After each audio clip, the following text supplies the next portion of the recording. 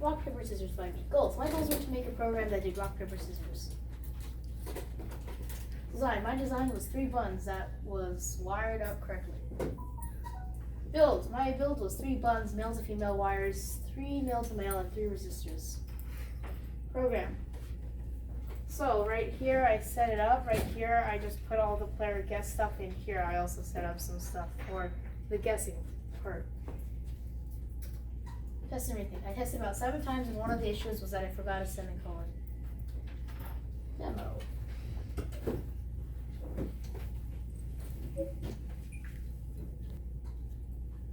So if I press rock or scissors, I lose because it played rock.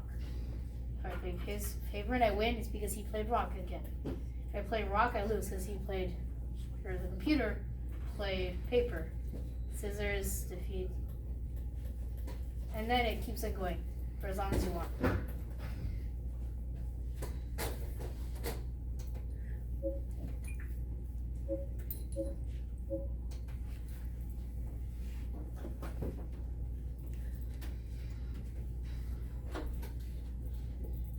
Thank you.